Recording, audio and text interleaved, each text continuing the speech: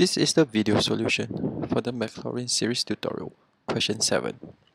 For part 1, we are required to sketch the graph of y equals to e to the power x sine x for values of x between -3 to 3. This is how the graph looks like. Features to take note of this graph.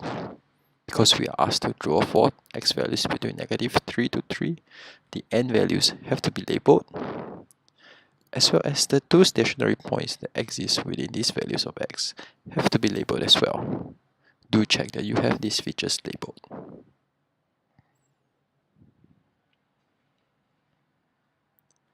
Next, we are asked to find the series expansion of fx in the ascending powers of x up to and including a term in x cubed.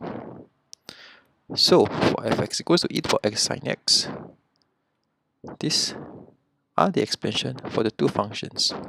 How do we get this?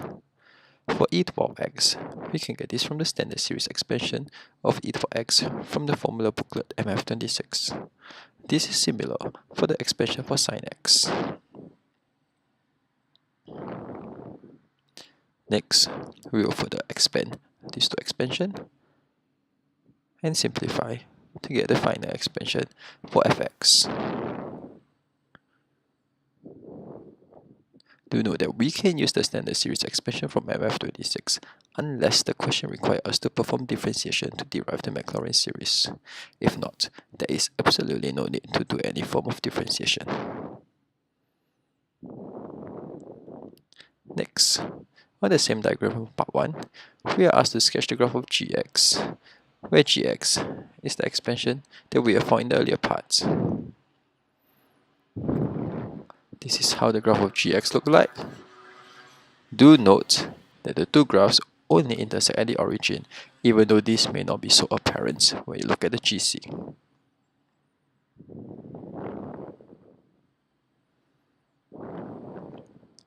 Last of all, for the range of values of x between -3 to 3, we need to find the sets of values of x for which the value of gx is within ±0.5 of the value of fx. You may be wondering how to start this question. First, you have to know that there is absolutely no way to find out the range of values of x where the two graphs in part 3 are separate from each other by values of 0.5. Hence, what we have to do is to find the set of values of x for which gx minus fx is between -0.5 to 0.5. And to do that, we will have to see the graph of gx minus fx on our GC. This is how the graph looks like. And we are supposed to find the intersection of this graph with the two lines, y equals to -0.5 and y equals to 0.5. Finding the intersection, the first intersection with the line 0.5 gives us the x values of -1.96. Hence, for gx minus fx to be between -0.5 to 0.5, first of all, x has to be more than -1.96. Finding the other intersection from the GC, we can realize that x is equal to 1.56.